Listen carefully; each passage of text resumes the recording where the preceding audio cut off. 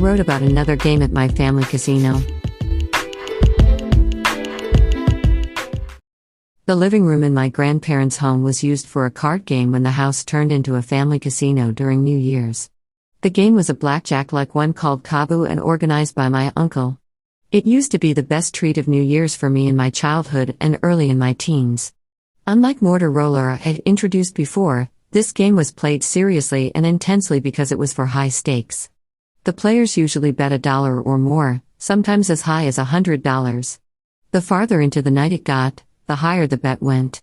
The family members would leave the table one by one, as the higher bet would make them tense and deprive them of pleasure. As for me, I liked to see the game get heated so much and would play throughout the night until the game came to an end in the next morning. The usual players who stayed at the table near dawn would be my uncle who was a dealer, my eldest cousin, my mother and I. My uncle was a successor of the family by marriage and so my grandparents were his in-laws. He was on terrible terms with my grandmother who raised my eldest cousin in place of him, and his wife because they were too busy working at the family farm.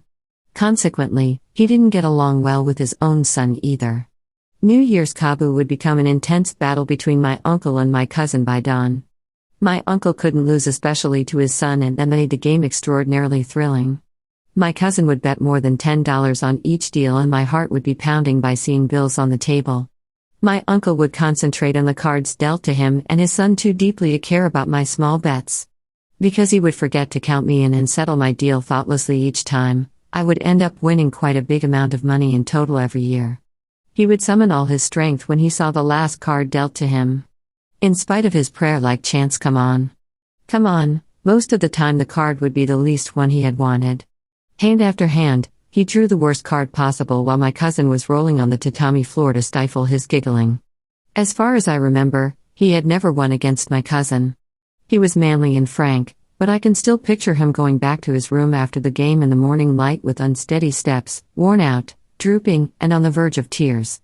3 months after the house was burned down, he died of cancer without becoming the head of the family.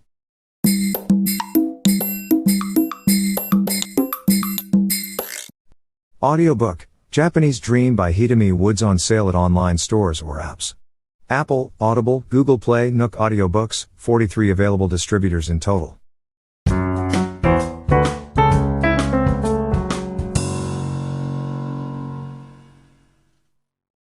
I wrote about a battle between Sister Carmela, me, and my mother. Back in my Catholic school days, a teacher for home economics was Sister Carmela. I was in her cooking class. I had no interest in cooking at all and all I did during the class was giggling with my friends and washing the dishes. I simply couldn't take anything in the class seriously. Homemaking seemed ridiculous to me, and to begin with, I could laugh endlessly when I thought about a sister called Carmela teaching how to make caramel. As I was lazy all the time chatting and giggling, Sister Carmela often had to call my name in front of the class and shush me. She also noticed I hadn't participated in any cooking but just been doing the dishes.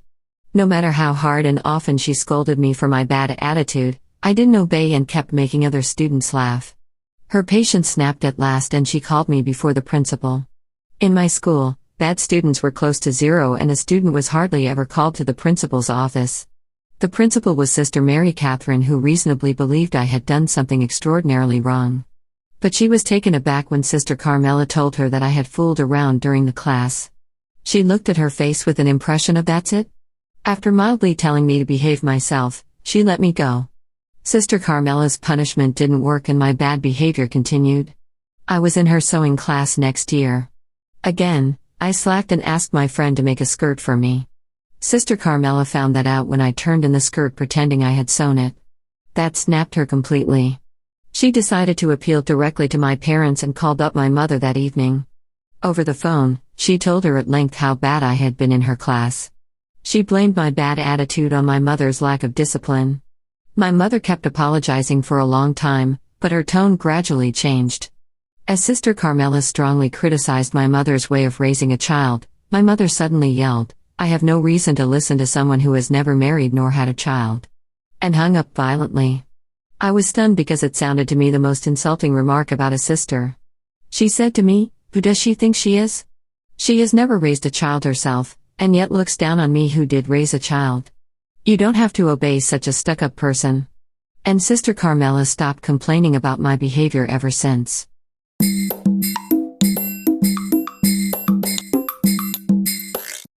Audiobook, Japanese Dream by Hitomi Woods on sale at online stores or apps. Apple, Audible, Google Play, Nook Audiobooks, 43 available distributors in total.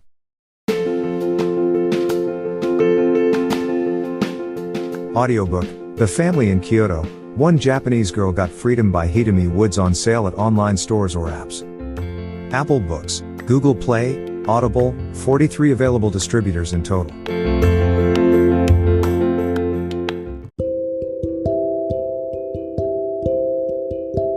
Audiobook, Living in Kyoto by Hitomi Woods. Now on sale in online stores. 44 available distributors. Apple, Google Play, Amazon Audible, or else.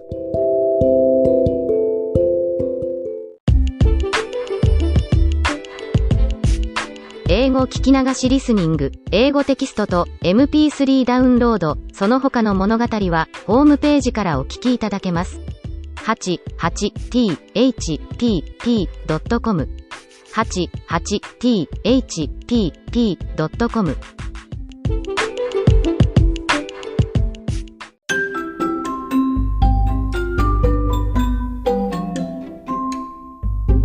大好評。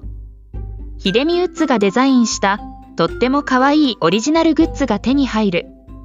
トートバッグ、缶バッジ、ステッカー、T シャツ、トレーナー、パーカー、文具、その他いろいろ、エリゼン .com で見てみてね。ERIZEN.com